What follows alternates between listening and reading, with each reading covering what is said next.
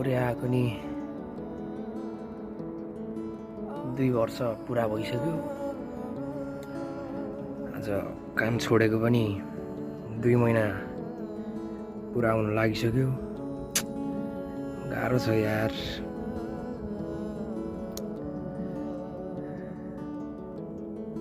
एउटा कुरा चाहिँ यति बुझ्नुपर्छ कि आफूलाई पर्दा आफू नै मात्र हो रहेछ के।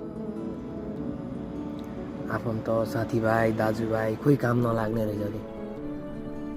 आफूलाई पर्दा आफूलाई दुःख पर्दा आफैले गर्ने हो क्या। कसैको भर पर्नु हुन्न रहेछ, कसैको आश गर्नु नहुने रहेछ भन्ने कुरा बुझिँदैछ। अब बिस्तारै सबै कुरा थाहा हुँदैछ होइन, के गर्ने। यस्तै हो, यस्तै छ गाइज।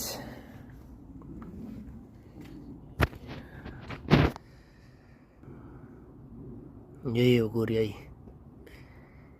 नेपालमा भएर कोरिया कोरिया कोरिया भन्नेहरूको लागि यही हो कोरिया केटा हो।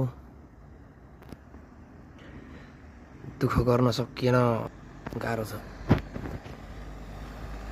दुःख गर्न सकिएन भने कोरियामा टिक्न गाह्रो छ।